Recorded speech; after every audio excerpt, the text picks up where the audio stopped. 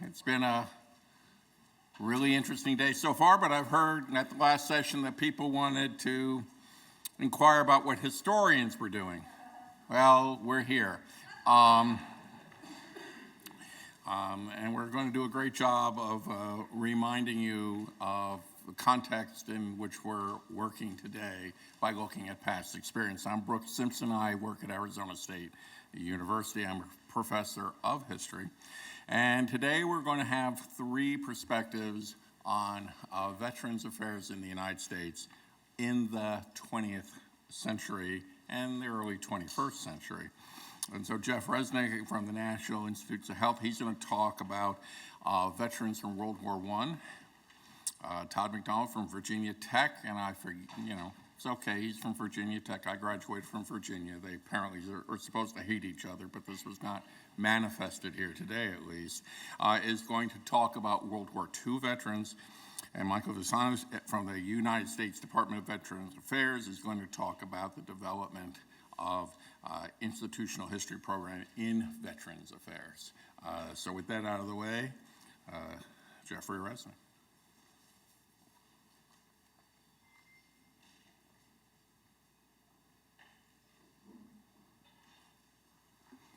Thank you very much. It's a privilege to be here. Let me get my...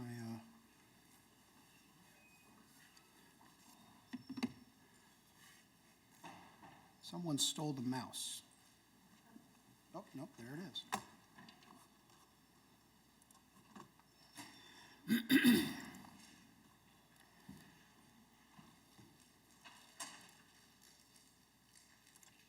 Great. So thank you very much. It's a privilege to be here. I'm with you here today as representative of the National Library of Medicine, which is a federal agency, U.S. government agency, the world's largest biomedical library located on the campus of the National Institutes of Health in Bethesda, Maryland. The library is one of the 5 national libraries here in the United States, along with the Library of Congress and the National Libraries of Agriculture, Education, and Transportation. Excuse me. One of our main duties at the library is to maintain, grow, and make publicly available a world-renowned collection of historical material related to human health and disease. And we produce a variety of electronic resources that millions of people around the globe consult each year.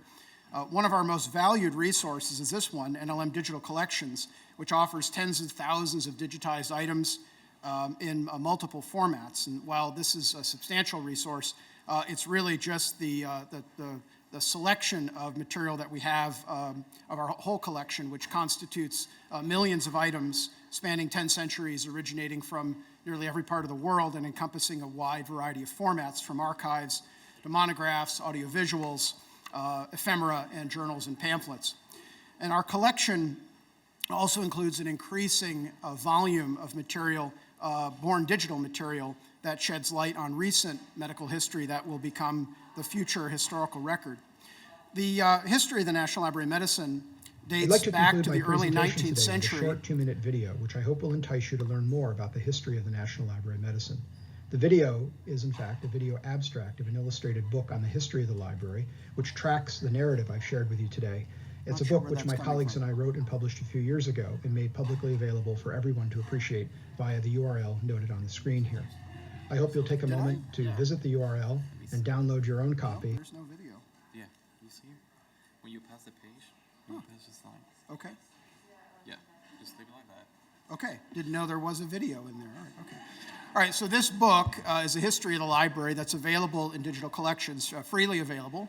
My colleagues and I put it together several years ago. It's one of the Images of America books, and it's, again, freely available. And if you're interested in the history of our institution, I encourage you to check it out, along with all of our collections that are online. And I'm certainly available to speak with any of you about our resources and be a resource for you in cooperation with my colleagues for your research, your learning, and your public service.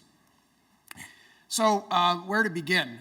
So one of the resources that I consulted for this presentation is our PubMed database, which may be familiar to some of you. PubMed contains over 34 million citations for biomedical literature. Here, the subject of resilience abounds as part of current medical literature. These are just a few examples of the research dating from the past couple of years. But really, where to begin? Let's begin with the definition. I chose the American Psychological Association, the Dictionary of Psychology. It offers a fundamental definition of resilience as being the process and outcome of successfully adapting to difficult or challenging life experiences, especially through mental, emotional, and behavioral flexibility and adjustment to external and internal demands. And the dictionary goes on to explain that a number of factors contribute to how well people adapt to adversities, and prominent among these are the ways in which individuals view and engage with the world, the availability and quality of social resources, and specific coping strategies. So like other scholars of war, post-war society, post-war memory, and veteran studies, I believe resilience has important currency when applied to individuals and communities who wish to remember or forget the Great War, World War I, through any number of processes such as advocacy, writing, creating art, and erecting public memorials.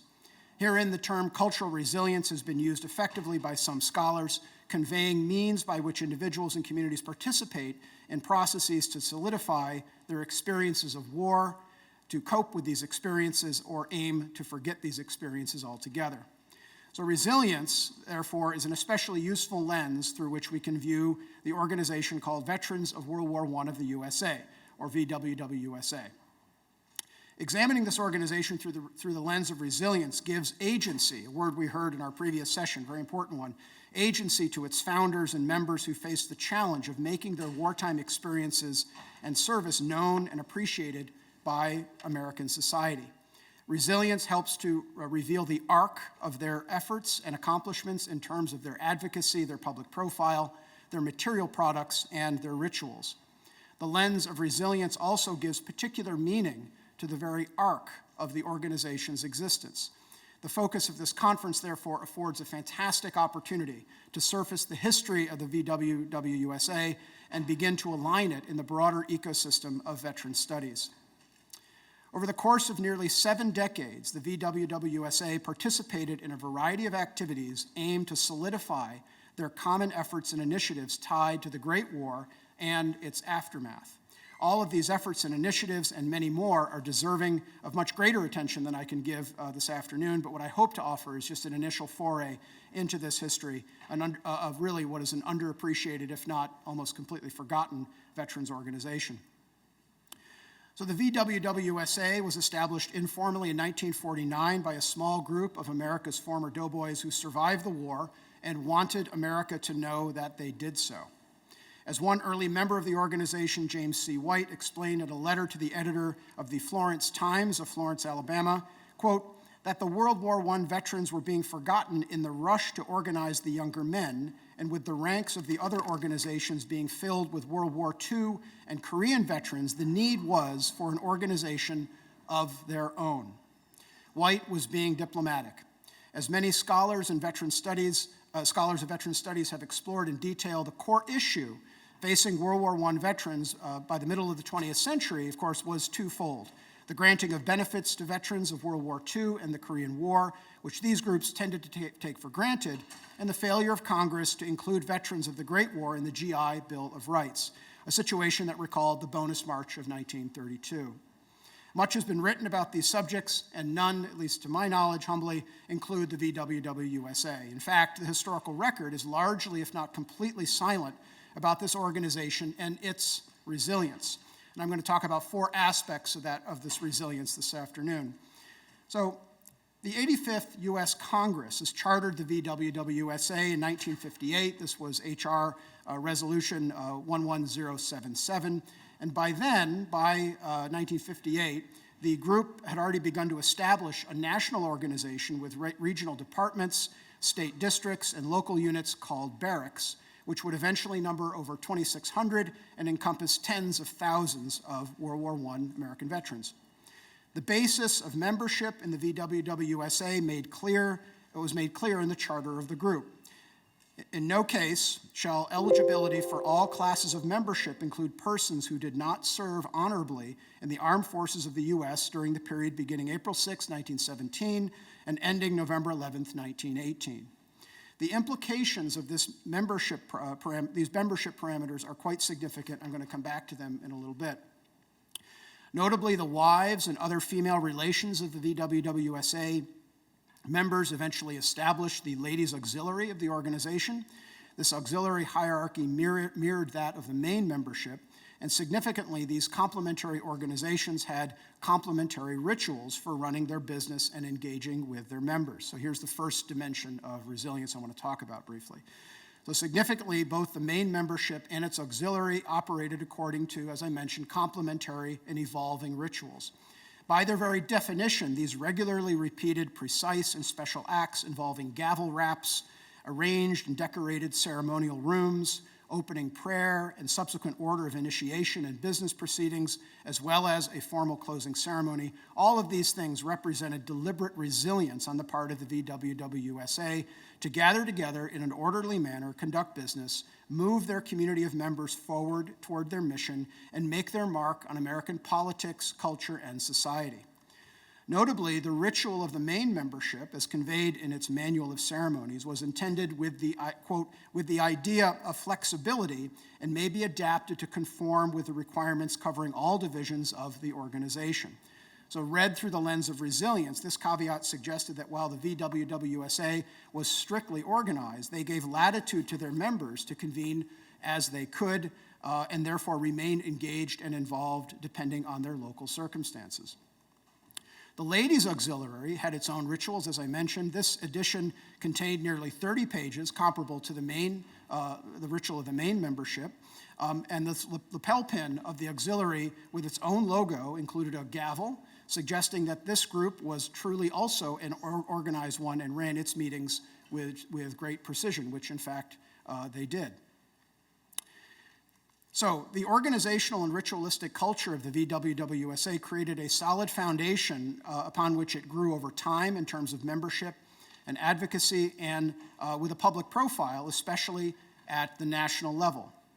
So notable in this regard was the WWII's legislative program for 1963-64, which focused on several U.S. House resolutions, particularly H.R. 2332. Ultimately, this resolution failed in committee, primarily due to its sheer cost, and the congressional record shows that there was preference for a competing bill, 1927, and that this resolution ultimately passed, but it did not include any expansion of benefits for veterans of the Great War. So despite the defeat of Bill 2332, the WWII, it seems to me, should be credited for advocating strongly for it in front of Congress, as they did in subsequent decades for other causes, and I'll explain that in a minute. So here, through the way I see it, is a record of resilience, words carefully crafted and directed to advance one of the greatest interests of the WWII, which was to increase benefits to veterans and their families, which ultimately didn't happen, but nonetheless, looking at the record of what they tried to achieve in itself is very, very historically important.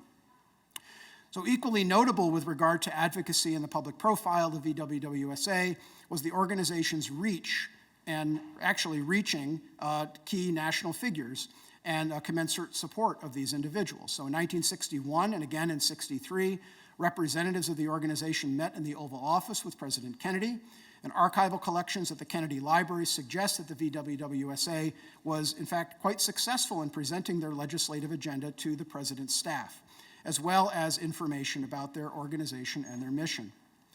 Subsequently, representatives of the organization interacted with the administration of President Johnson, yielding his endorsement of their 1968 annual convention, as shown in their convention booklet. And years later, Presidents Bush and Clinton had the attention of the organization. Again, evidence that the organization's persistent advocacy was quite successful on the national political landscape. So as we all say, every picture tells a story, and these pictures, among others, help to reveal the resilience of the WWII, their efforts to engage with a nation which they served in war, seeking rightful acknowledgement and resources, indeed, their own mark on American culture, society, and politics. While the leadership of the WWII intended their words and their images to make their organization politically impactful, they intended objects to make it culturally meaningful. Among their early efforts involved the 1962 World's Fair in Seattle, as odd as this might sound. This was an event which drew the attention of the entire nation and, in fact, the world, and it attracted 10 million people over the course of 10 days. Here, the WWII had its own exhibition. Now, so while I don't know where specifically within the fair this exhibition was located or how many people visited, we do know from the back of the postcard that it was the only war veterans exhibit on the fair grounds. But the WWII left its cultural imprint in other important ways. It successfully lobbied the U.S. Postal Service for a commemorative postage stamp. I'm sure this will be familiar to many of you. This occurred in the mid-1980s when approximately 248,000 veterans of the war were still alive. The WWII also left its imprint on the physical landscape in the form of at least 3 memorial plaques. One of these was in Arlington Cemetery, sponsored by the nonprofit organization No Greater Love. It was ceremoniously put up in the presence of the grandson of Francis Bellamy, creator of the Pledge of Allegiance, and in fact a cousin of President Woodrow Wilson. Another plaque is located in Coeur d'Alene, Idaho, placed there by the local barracks of the Ladies Auxiliary during the late 1960s. And a third plaque is right here in Phoenix, also dating from the late 1960s and standing among the 35 memorials located at Wesley Bolin Memorial Plaza, just east of the state capitol. So together, these memorials are much more than markers of memory. They are further examples of the resilience of the WWII to organize their ranks, advocate for their physical place on the American landscape, and to be remembered not only by words and images, but materially, concretely, in physical forms which could not easily be removed or forgotten. The final exemplar of resilience I want to talk about is a deeply intangible one. This is the awareness of time. Time was an existential threat to the WWII, gradually undermining its resilience. Its leadership and rank and file clearly understood this fact. The 1958 Congressional Charter of the WWII contained a very important implication, so let's go back to the membership statement. When the last member of the WWII passed away, the organization would cease to exist by sheer definition, because the membership criteria said anybody who didn't fall within these parameters couldn't be a member. So emblematic of this understanding was a World War I veteran population countdown that appeared in each issue of The Torch. You saw this previously, the official newspaper of the organization. So here was a generation measuring its very extinction with the passage of time. So if you note this number, that was the number of individuals who served in the U.S. Armed Forces during World War I. And note the gradually decreasing number. This is a gradually diminishing number of surviving veterans. So this time-sensitive fate was not lost upon reporters who embraced it as a common hook for their stories about America's surviving doughboys and their families and their resilience. So this is a story from the Baltimore Sun, which is no longer online. I had to find it through the Internet Archive Wayback Machine. An implication there is that the evidence to even write this history is disappearing. So here is, the reporter writes, they are dying at a rate of 20 a day, the last American voices of the First World War. But as they fade away, the surviving U.S. veterans of the war to end all wars are fighting a lonely battle to save the national organization that for generations has bound them together. And the story continued.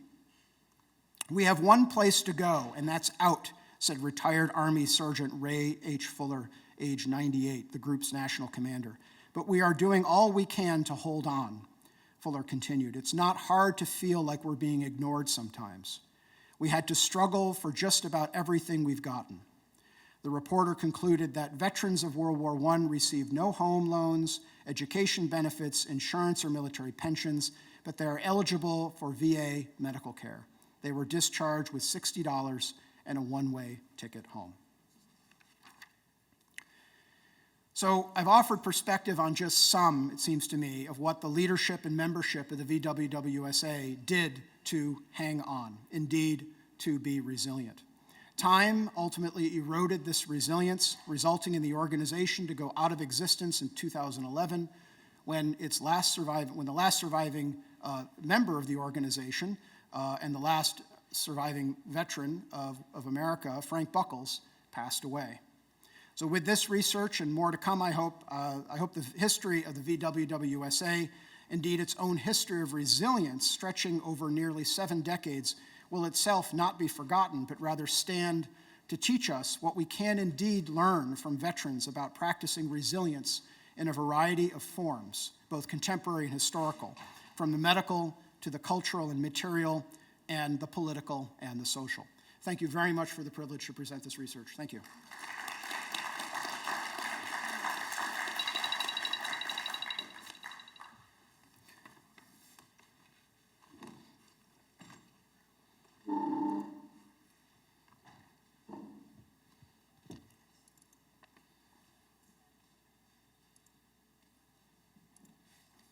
Yep. Yes, sir.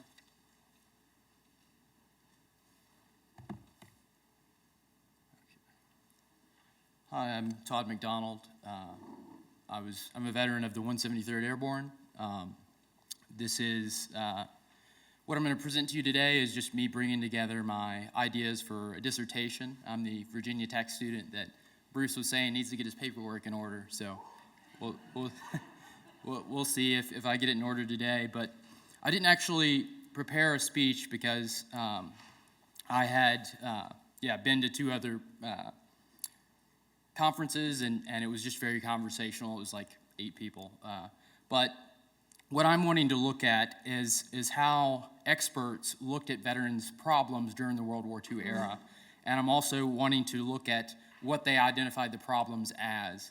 So when we think of from the veteran problem in my title, it actually refers to a specific scholar and a specific theory where he's referring to veterans being a threat to public safety and democracy. And his general argument is that veterans will come back as people with problems, and eventually they'll become this threat to society. And as we go through, I'll develop that, but I'm wanting to look at the experts' discourse and see in what sense they were viewed as problems or they were viewed as people with problems. And the scholar I'm actually taking this theory from is Willard Waller. He wrote The Veteran Comes Back in 1944. And here's a quote from him, but he basically, what he's wanted to do with his book is understand how we can turn veterans back into civilians. But one of the reasons that I'm suggesting that we should look at his perspective more closely is because his theory did receive a national audience in 1944.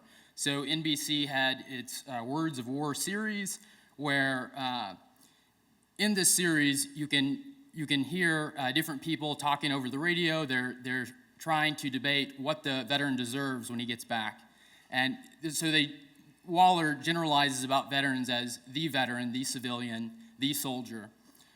So these abstractions can be very problematic, as we'll see as time goes on. But in this radio series, you can hear all these American people debating what they're going to do when the veteran comes back. And they're saying, we'll give him a bonus. We'll give him $100, $200, $1,000. And eventually, G.I. Joe comes forward, who is the World War II veteran. And he says, this time, if you don't do what we need, if you don't give us what we deserve, then you can kiss your democracy goodbye. And I think that this portrayal of veterans is worth exploring further because I think it suggests pretty terrible things about them. So this is kind of my motivation to go into this project. So what I'm asking for my first research question in my dissertation, this is a part of a larger project, but I'm asking how did people discussing veterans reintegration policy during the World War II era respond to Willard Waller's account of veterans as a social problem?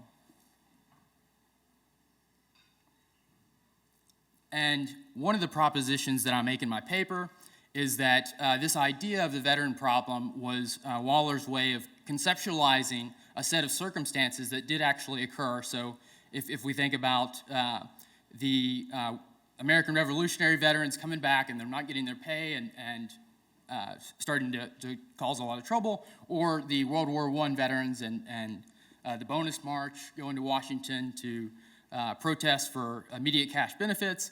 So he's trying to conceptualize things that actually did happen, and he's trying to think of solutions, even though his characterization of the problem may be inaccurate. But he believed that this type of problem, the veteran problem being violent, would systematically occur in post-war societies if their needs weren't met. And the way I'm looking at this problem is through the social constructionist academic tradition. And with this perspective, we assume that there's no such thing as a problem that exists in every society, but problems are created through social interaction and communication and trying to build a consensus about how we should interpret what is happening and what we should do. And within this tradition, I'm using frame theory specifically, where you look at people's deliberate representations of issues and how they try to sway people to view the world from a certain perspective. And one author describes this theory as, what is going on here? So scholars will ideally ask that when they're doing a study of veterans, and they'll try to figure out what a certain problem is, and they'll debate and say, I think this is occurring, I think this is occurring, and ideally they'll eventually build a consensus about what is occurring and what should be done. And when we think of Waller's framing of the veteran problem, I've started to look at some of the things he said, and I don't totally accept that all of his ideas are bad. I don't know that entirely yet. I'm still looking at it. But he has this one claim about institutionalization, and it's basically how he imagines the fundamental problem for veterans.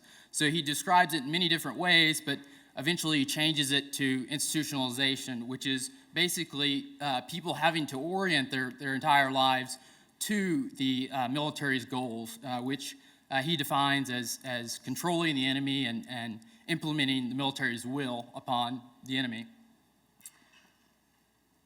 So I think that could potentially be something that I could consider, maybe he actually has captured a problem that we should consider further. But the other side of institutionalization that he discusses is that it creates undemocratic citizens. And one of the ways he discusses this is through the veteran's attitude. This is another one of his abstractions, where he describes veterans as having this anger, like all of them share some anger that goes across all veterans, and it makes them prone to violence. And he also says that they have certain political preferences, like they're people of action. And because they're people of action, they're not willing to debate, they don't appreciate logic and reason, and many of these things that are required for politics. So now I'll go into the data and initial findings. I've still got a lot of progress to make here, but this is what I've been looking at. What we'll look at today is articles that cited Waller in 1944.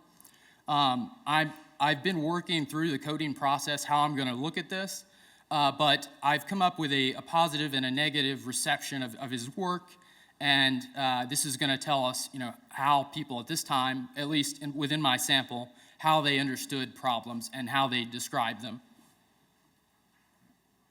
So the positive reception, I've defined that as people who use Waller as evidence to discuss a social problem or issue that should be changed. And I'm coding these, and I still need to go back and recode this. This took a few tries to figure out what I'm going to do. But I've identified 4 different ways that the people that were in conversation with Waller looked at problems.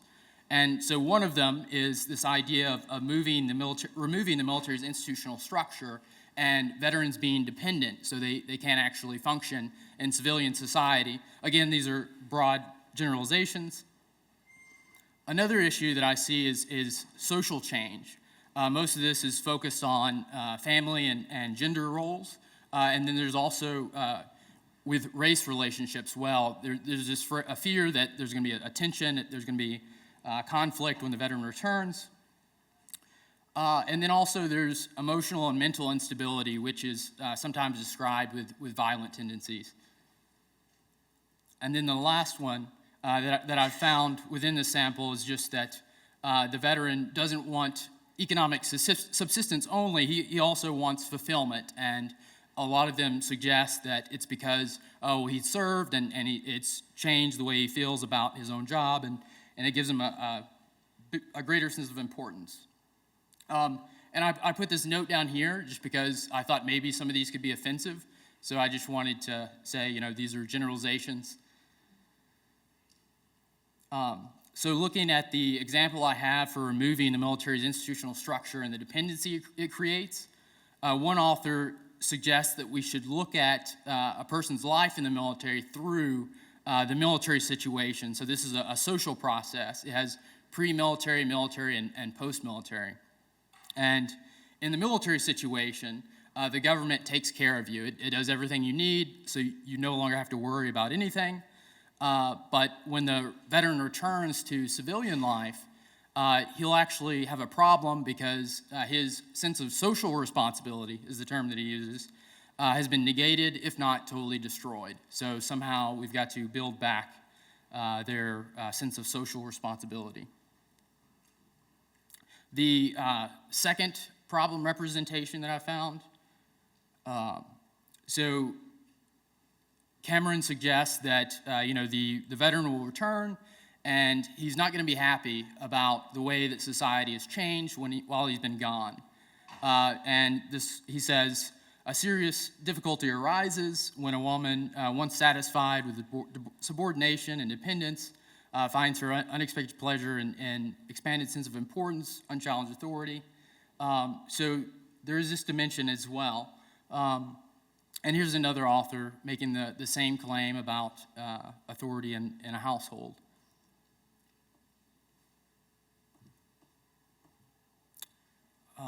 And then here's the other problem representation that I found. So the neglected veteran, he's a real danger of being recruited into the ranks of the neurotic or psychotic, the chronically malcontented, or the outright antisocial. But then immediately after that, he says they're perfectly fine other than that. That was a joke.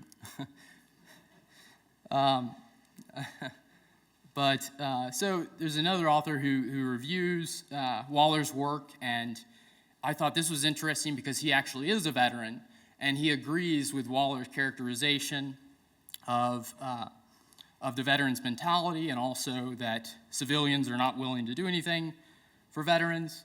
And he says that if some large-scale rehabilitation program isn't made, then we should fear the veteran. So this is another image of the veteran being violent. Looking at the negative reception, these are the people who cited Waller but offered a counter theory or claim.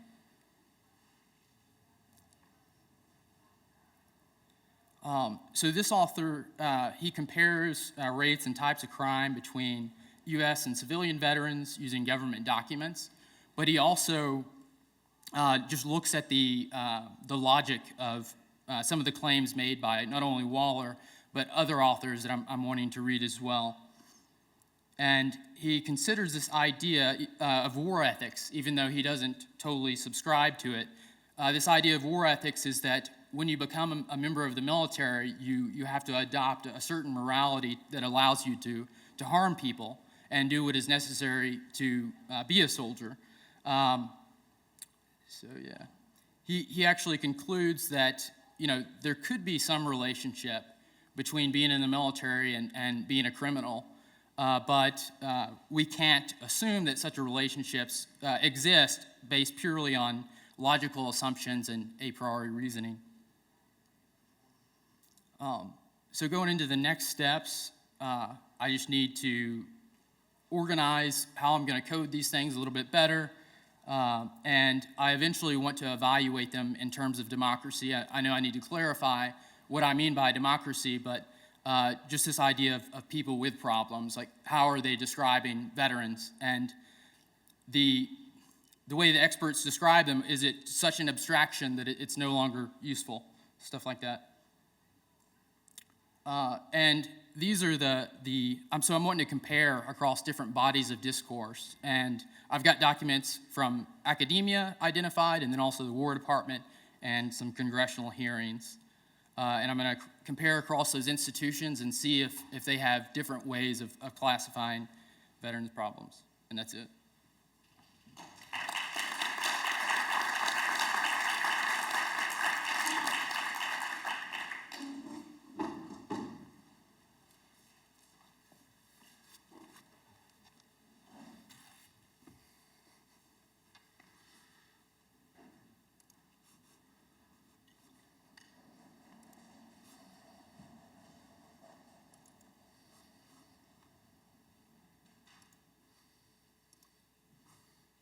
Hi, good afternoon. My name is Mike Visconage. My last name rhymes with camouflage, if you'd like an appropriate veteran studies rhyme remembering aid.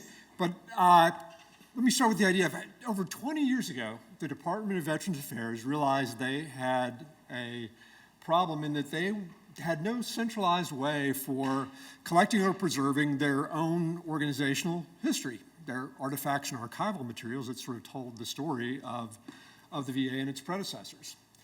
And in 2020, to fast forward, the VA established its first VA History Office. And I'm very honored to be the VA's first chief historian to take that 20 years of work in how do we do this and march it forward into something that we think is a great resource for the VA and all of its constituencies.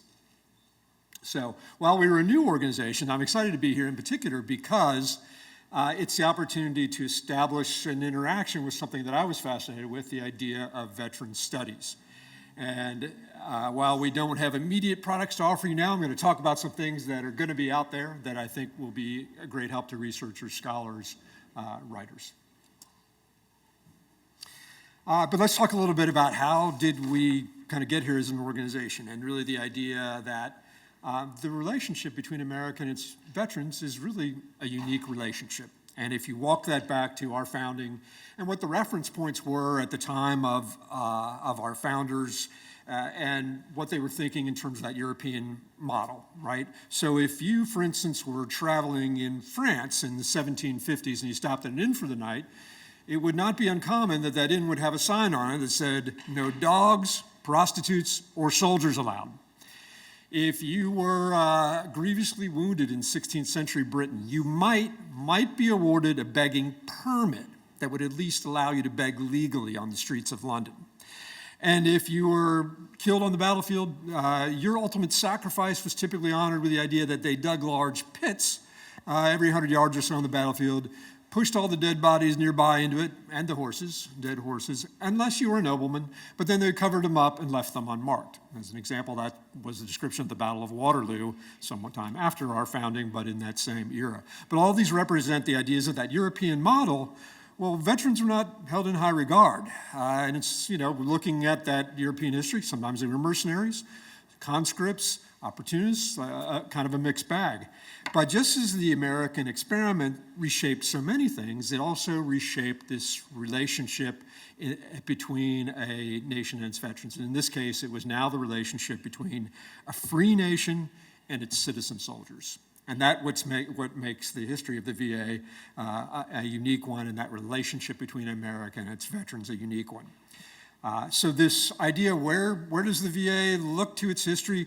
We look right to the very founding. In 1776, the Continental Congress, you can find the first references to pensions for Continental soldiers who lost a limb, literally lined out with so many dollars if you lost an arm, so many dollars if you lost a leg. And really for the first 75 years of our national experience, that relationship with veterans was primarily about those kinds of pensions and for land grants that had to do with military service. But the broader history going forward from there is this idea of how did the VA and its predecessors adapt and innovate, in particular in times of major conflict, when you had to adjust to these huge new influxes of veterans, and what was the societal obligation, and how was that represented, again, by the VA and its predecessors. And if we look, for instance, after that first 75 years, of course, it's the Civil War, seminal event for the nation in so many ways, but a seminal event for this idea of what did it mean to this relationship between America and its veterans. The idea that 3% of the Union population was in uniform, that there was a period of draft and conscription, too, for the Union forces. And it's an agrarian society. So, okay, by and large, you weren't going to survive a wound to the abdomen or the head. What you were going to survive was losing a limb. But in an agrarian society, you couldn't go back to being a farmer. You couldn't go back to being a blacksmith, particularly with that situation. So the idea of the establishment of a system called the National Home for Disabled Volunteer Soldiers, for Union soldiers, right after the war was seminal in this new approach, and I'll speak to that a little bit in a moment. But it was also the first rise of one of the most influential veteran services organizations, the Grand Army of the Republic, that became so seminal in how did we treat those veterans. Moving on to World War I, but we have then a period where you have different types of survivable wounds. The evacuation process is better, anesthesia, infection control. But you also have the innovations that mechanized war brings, right? In particular, we have poison gas use. We have totally different types of wounds. But it's also where we see this first idea that innovations in the idea that rehabilitation, retraining, these might be part of the process we might want to pay attention to in how our nation interacts with our veterans. It's also the start of, in the VA's lineage, of the idea of a robust research and development effort. And it's 100 years ago that as a result of World War I, that what remains a sort of untold story, but really seminal piece of the VA is its research and development in the medical lane in particular. Fast forward again to World War II, we now have 10% of the U.S. population in uniform, 16 million, 1 in 3 adult men, according to the U.S. Census report of June 2020. But in particular, the lessons learned of how we treated our World War I veterans. Remember, we then have World War veterans who are members of Congress.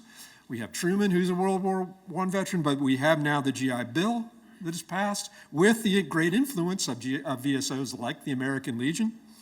But it now includes education benefits, home loans. The original GI Bill had small business loans. That idea was later transferred to the Small Business Administration. But it becomes an extensive rethink, too, of the medical hospital system.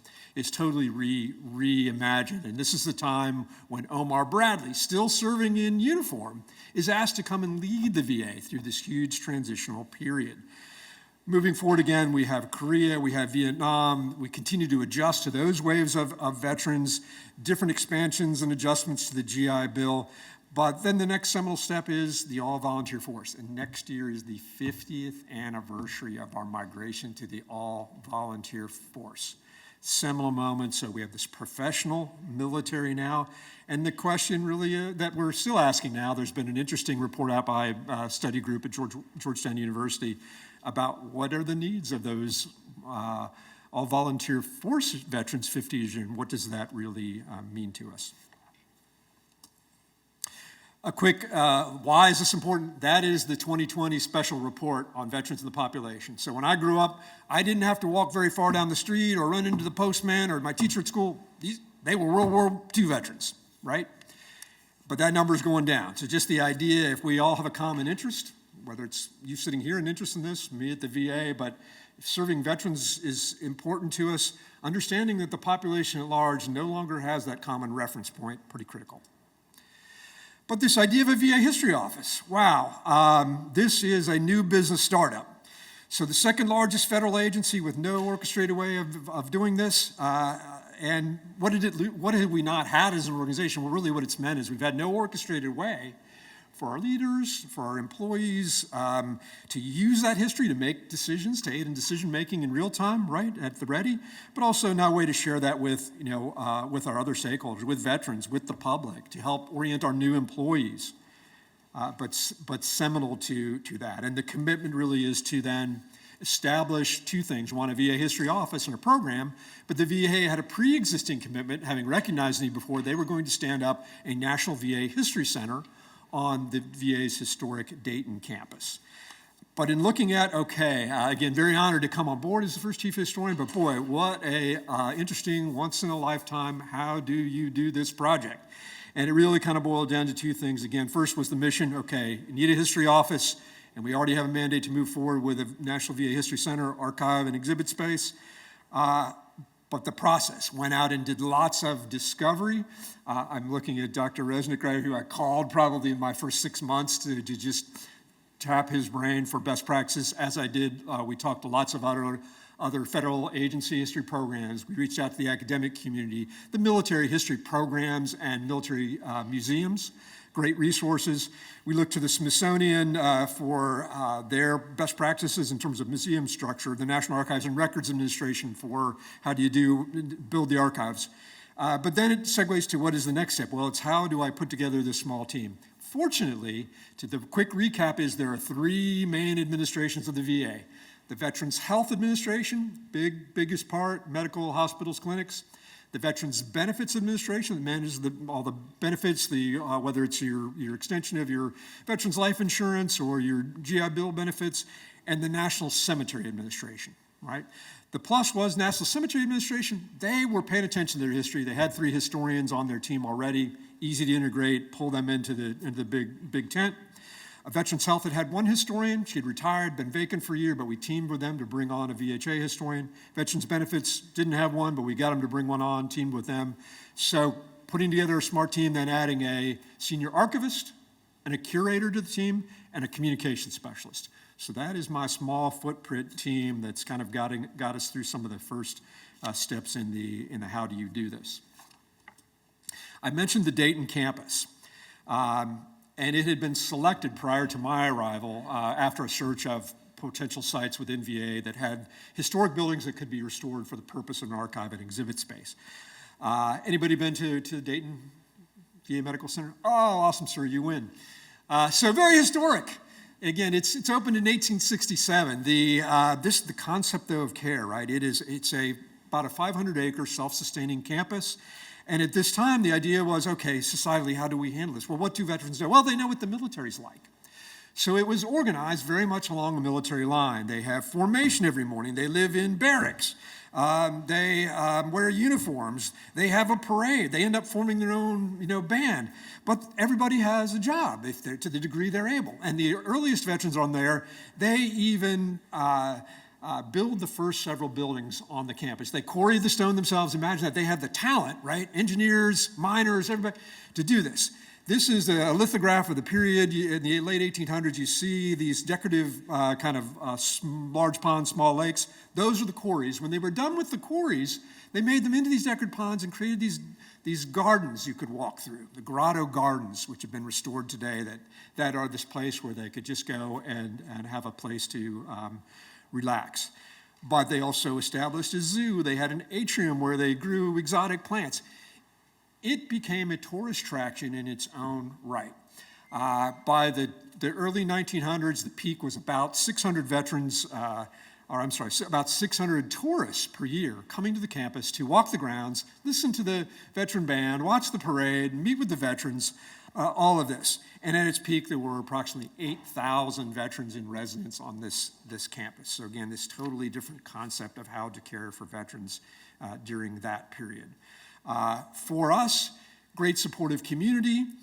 One of the agreements that the VA struck in picking Dayton was that the Dayton community would establish a 501c3 National VA History Center Foundation, which they did, very similar to the military service museums, if you're familiar with those, so very similar pattern for that.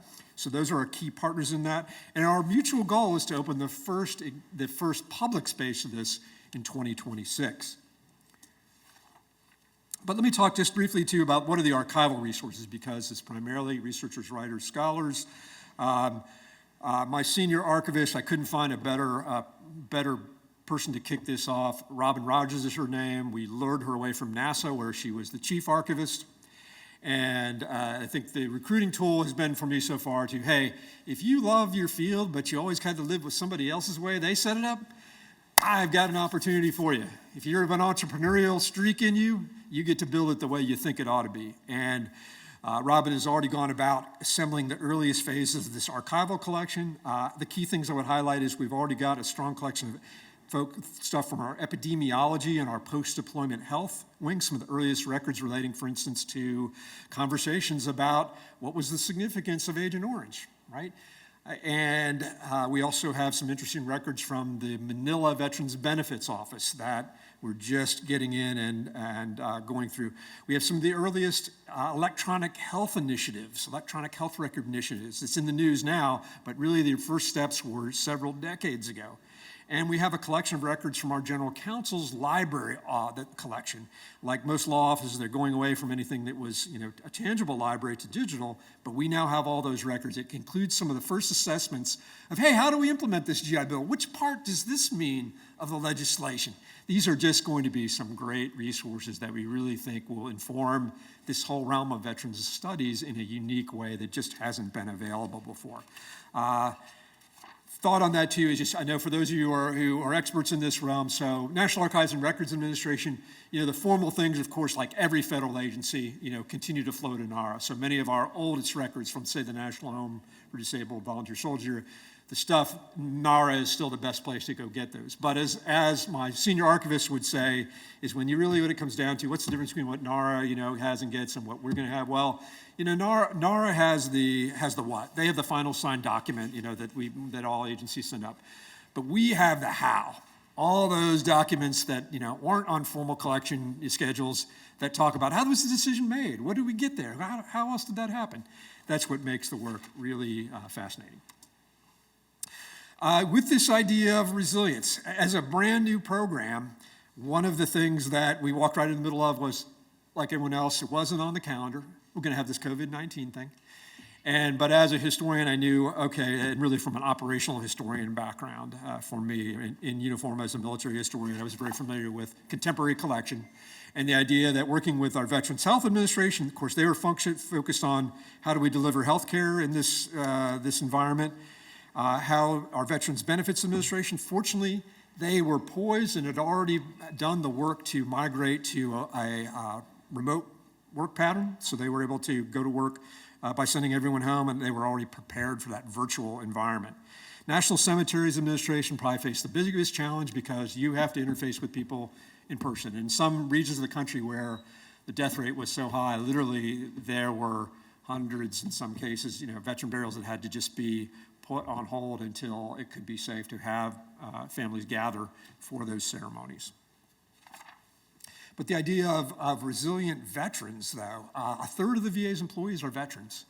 And in terms of that resilience, it was fascinating to watch from an organizational culture, still being pretty new to the organization, that I watched our employees in these different realms because I have the luxury of interfacing across all those administrations, that get her done attitude that I think for those that are veterans or study veterans, they recognize that quality, and that was kind of fascinating to watch in an organization at that time.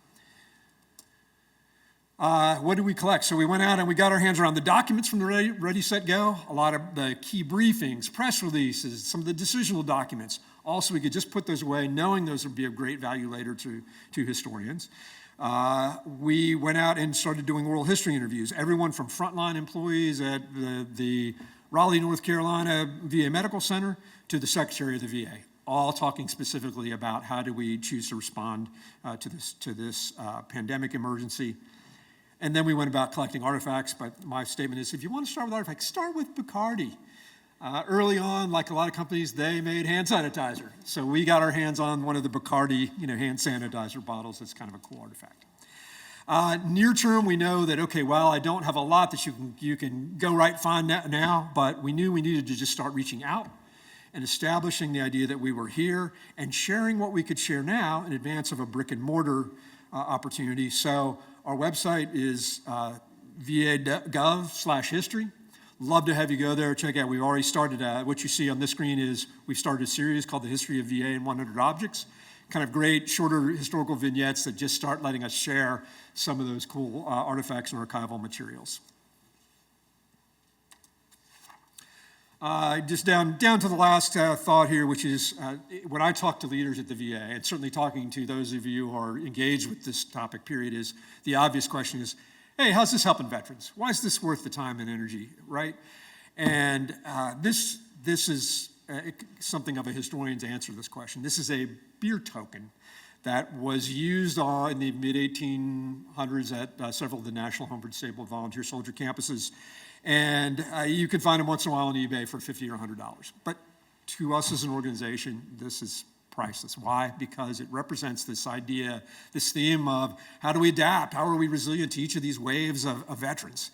And what they realized during these campus environments were big surprise. Guess what springs out outside these campuses? The taverns. And they are more than happy to serve these Civil War veterans till they're fallen down drunk. And so the administrators of the campuses, it was how do you try to do this? You need to respect veterans' rights, but they came up with a bright idea at the Leavenworth, Kansas VA Medical Center that, you know what, we're going to have a beer hall on campus. And we're going to work it out so that you get a couple of these tokens, and that way we have some, we can limit the bad effects of alcoholism, because it's the idea of substance abuse, not a new theme to veterans at all, right? And big success. We have the documentation that shows the dramatic drop in the kind of incidences they had on campuses, right? They had a form of what if you served in the military, of non-judicial punishment on these campuses. So we've got these little, panels of judges that would, put a guy, on bread and water for 3 days, that sort of thing. So we see this dramatic reduction. But what it informs leaders about is, okay, there was a problem. How did they solve it in that era, right? Because the other issues of readjustment, reemployment, homelessness, suicide, PTSD, you can read about them every day in the newspaper. They're not new. Civil War veterans, preceding veterans, other eras of veterans, same issues. It's just the challenge as to how do we, as an organization, know our history enough to use those lessons to inform our decision-making today. That is the Leavenworth Beer Hall. That's my parting thought. Thank you so much for your time.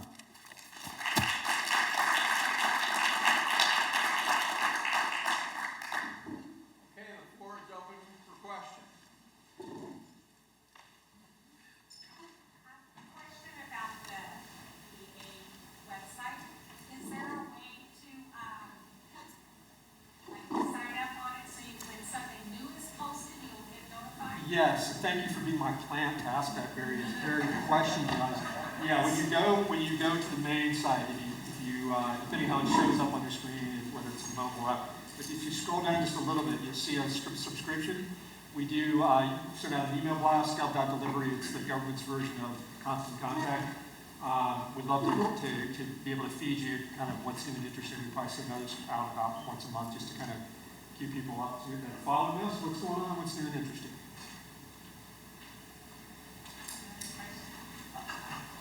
Is there anywhere on the website where it shows what presidents of the United States were actually veterans?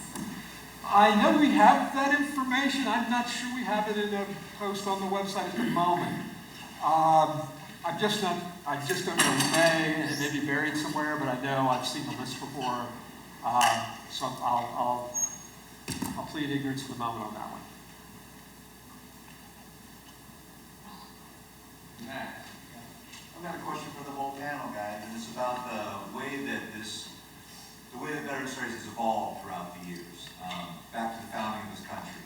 I think that and please, to a panel full of historians, forgive my recency bias. I'll leave with that.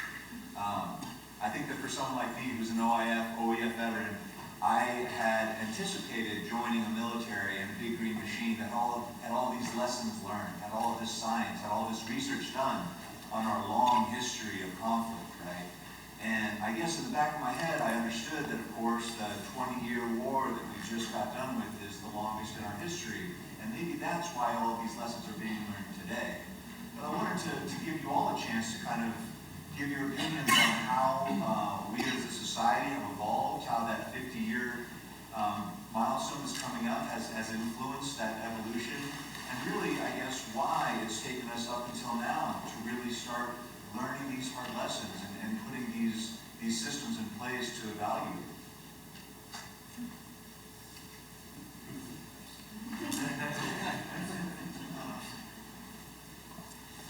Is it working? Great.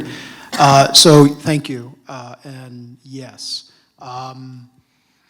So from my vantage point with respect of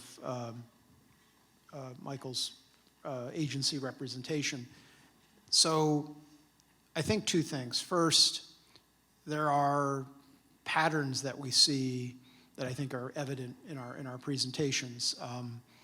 So those patterns in history, sometimes we see recurrence, sometimes we see new things emerge. Your point about lessons being learned today, where perhaps they haven't been in the past. So you're right, but we can't hold what we call, it's a term called Whiggish history, so where everything is incrementally getting better all the time. The fact of the matter is it's not, from a critical historical point of view, because we see recurrence of themes or new themes where if we step back, we might see progress. So I think you have to be very careful about that, because this is the second perspective, is the view of progress is sometimes informed very much by what I'll call presentism. So we're all here, I'll just use this as an example. So we're all here at this conference. This is my first Veterans Society conference, I'll confess. So we're all here, it's the 5th annual one. There's been remarkable, definite progress on the part of this organization to advance the research, bring people together from multiple disciplines. There's no question about that. However, the way in which we see that present history over the past, say, decade, dozen years, if we pull back even further, that progress falls away when we begin to see the recurrence of themes going back longer than that, say decades or hundreds of years. You have to measure the progress by a certain increment of time. Okay, so to the second point, I think about how organizations view history. So let me talk about where I come from. Okay, so the National Library of Medicine is one of 27 institutes that constitute the National Institutes of Health. I forgot to mention that in my presentation, but you saw the slide. The primary fundamental role of the National Institutes of Health is to address disease, cures, and advance knowledge and human health. There's no question about that. History is not a primary thing that the NIH does, or for that matter, should do. They can do both things, but or the National Library of Medicine. Our work is squarely in the bioinformatics field, to use state-of-the-art technology to accelerate discovery in health and medicine. History is a part of what we do. The mission is very presentist, but it has to be, because that's the mission of the organization. History becomes either a part of that, where it can be, and hopefully with regard to the VA, history can be used to learn lessons to inform decision-making. And that's the case. I think Michael made the point. I think it's the case where I work too in certain ways. But what I'm driving at is the presentist work that we have to do, whether it's the biomedical science, bench science to cure disease, or respectfully, the social work. I was speaking with a gentleman who's a social worker. The social work that you have to do today, this week, to support people with challenges in their lives, that's the primary thing. And I think we live in a society where data is exploding. We live in a society of social media where it's a more rapid-paced organization. And I think oftentimes, despite the resources to look critically at history, which they abound today, I mean, look at the information we have, we don't often pause to learn the lessons and realize, going back to your point, that there are recurrence of challenges and problems over time, and we can, if we pause and think critically about them in a society that's moving so rapidly all the time, if we pause and think critically, we might be able to learn some lessons to apply to advancing research, education, or learning about a particular subject, such as veterans. So that's a really long-winded answer, but those are my thoughts off the cuff. Yeah, I'm still developing my project, so I may not have the best answer, but I do agree what he said about not viewing the passage of time as going through this progress. I think that, one of the mistakes that Waller made is assuming that, when he looked back at history, he assumed that, every problem that arose related to the veteran was basically the same, and he could use these abstractions to discuss what we might do with policy.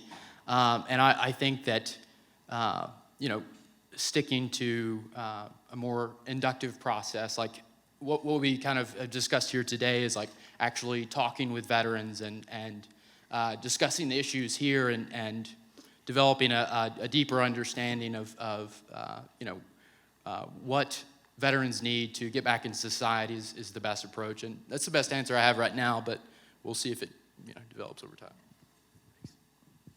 I think just looking at from the perspective of how these different waves of veterans have been responded, the influencer, when we look at within the U.S., there are things too, like there are lots of those influencers. What are the social norms of the time, right? What is the social standard of how we perceive those needs? What's the national wealth? You can see particular times when more benefits are granted to veterans because the nation's doing well, and other times when it's a recessionary period, fewer resources dedicated to solving those. And we see that all the way, back for 200 years. It's the demographics of the electorate, and we're all well aware that there are fewer members of Congress who are veterans, right, than there were 30 years ago. It's the lobbying of those veteran services organizations. You can definitively track the influence of those veteran service organization. It's just fascinating. There's a number of books on the Grand Army of the Republic. As a good example, one too with a lifespan too, and listening to Dr. Reznick's presentation on the World War I Association, just that idea of, wow, it was so powerful. And then once they were all gone, what did you do then? And then we see the rise of things like the VFW and the American Legion. But those in particular, I think the last thing I would lay on there was what is the public perception of the last war? Obviously, Vietnam veterans, the influence of, if you were vehemently thought and you're in Congress that, we should have been there in the first place, and you're holding that against the veterans, as unfortunately was the case in that era. That's a different landscape to how do you get the resources and why do we reinvent things, or why do we not solve the problems? That's my perspective. I mean, one thing you also have, though, is how do we define war? A lot of people are going to go American Revolution War of 1812, Mexican-American War, et cetera, forgetting a whole series with the United States regular Army against various indigenous nations, various military interventions that are now best footnotes. How are those veterans looked at differently? A Boxer Rebellion or something like that, for example. Intervention in Mexico against Pancho Villa. How do we look at those people? Because those are professional military people all the time. There wasn't a volunteer call, there wasn't conscription, so you have also multiple ways of entry into military service. That you have, you've always been in the Army, you've always been an RA, you're conscripted, you volunteer, and how in fact, volunteer waves then during the American Civil War become conscription waves later on, so that force changes. What proportion of the population is involved in direct military conflict? There's another veteran population, which is not very popular nowadays, and I understand why, trust me, having had ancestors that fought for the United States Army during the American Civil War, but Confederate veterans are an entirely different ballgame. And we're still debating that. For example, there's a Confederate cemetery within Arlington National Cemetery. And what do we make of that? So one of the things that's interesting about history is we always think we want to learn from history, but first we've got to get the history straight. And what happens is the history evolves in different ways and different understandings. In American Civil War studies, for example, there is currently a rather heated debate over whether notions of PTSD apply to Civil War soldiers. And it's a bizarro debate in that it's conducted basically among historians of the Civil War who have no other context in which to make these evaluations. Whereas, I studied someone, Ulysses S. Grant, who did have PTSD and awoke one night reliving a scene he'd seen during the Mexican-American War when somebody right next to him had his head taken off by a cannonball. And that memory stuck with Grant for decades, but you only hear about it when he wakes up. So yeah, I think there's an issue of trauma. But I think one of the interesting things about veteran studies is if you look at it from the point of view of veterans and then start defining veterans and veterans who see military service and veterans who do not see combat service, for example, because I've talked to people who served in the United States military during the Cold War, but they never fired a shot of violence, and they don't feel that they're veterans. And including my father, for example. And I would say, Dad, you were in West Germany at a time when this was your mission, basically to get killed and trigger a nuclear exchange, but because you were there, that didn't happen. But he couldn't get the idea that, well, we never fired at anybody. So there are all sorts of things that we need to talk about when we talk about defining veterans, veteran experience, combat experience, etc. Yes. You have your hand up. Okay.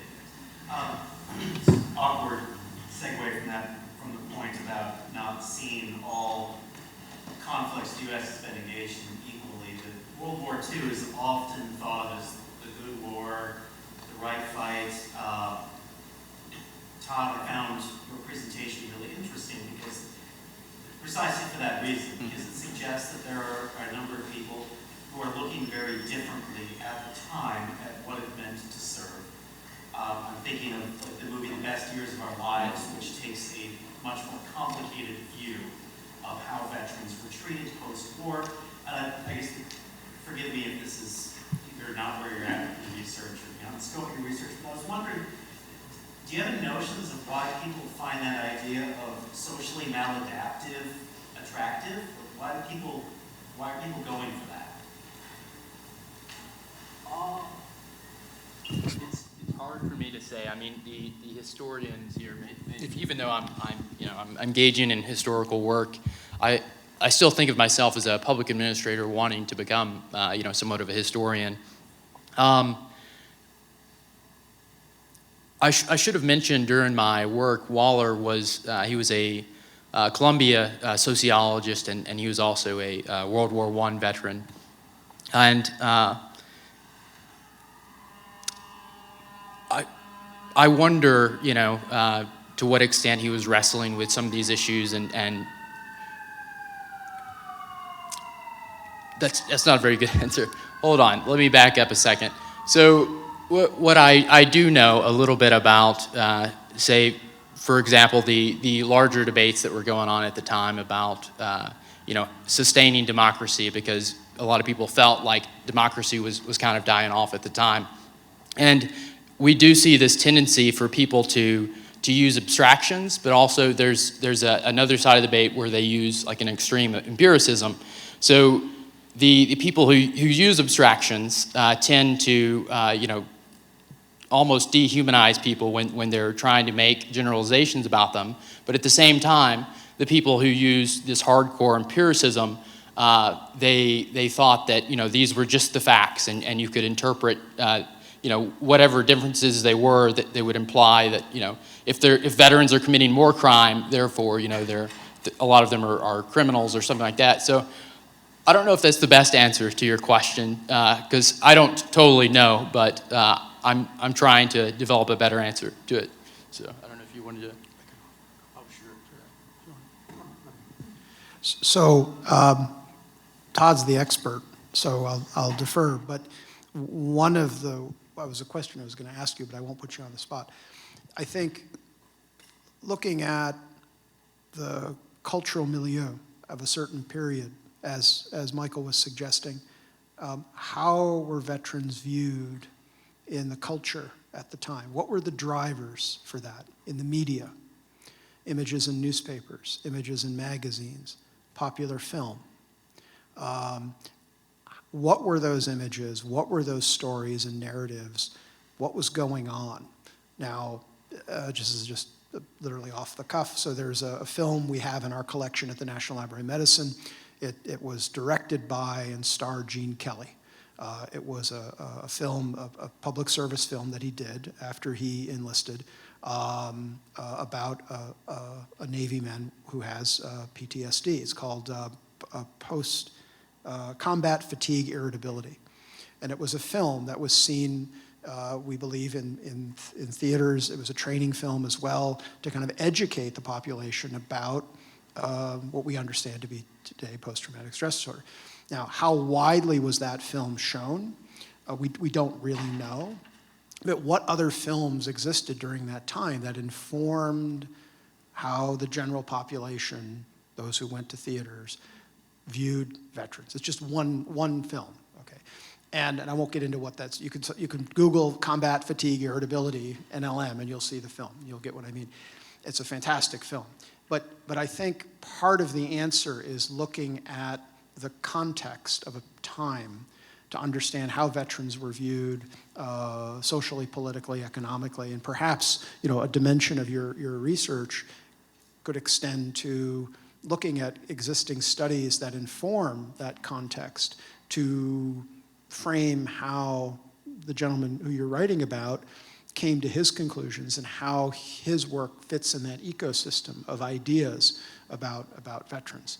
So breaking it down culturally, socially, in terms of media, newspapers, magazines, that kind of thing, I'd be happy to talk with you about it, is one approach to that. And I think there's original research that could be done, looking at publications that perhaps people haven't looked at in this way, and then looking at the historiography, existing historical studies to understand, you know, how have historians approached these questions through articles and books. That's the concept of historiography. There are arguments that come together over time, and those arguments by historians change over time. Different interpretations about different social situations, subjects in history.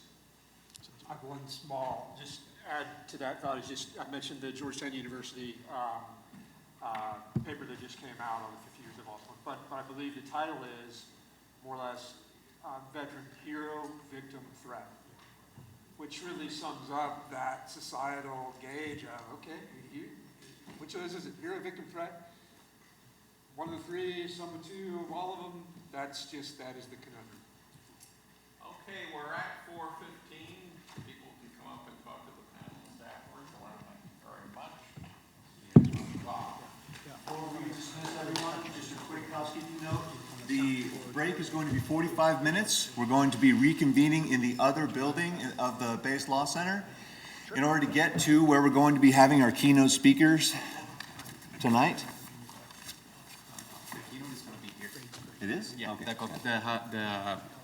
I'm sorry for the confusion. The keynote is going to be here in 45 minutes, and then we'll pass for a reception that is going to be on the 5th floor. Sorry for the confusion. Thank you. Appreciate you all. We'll see you in 45.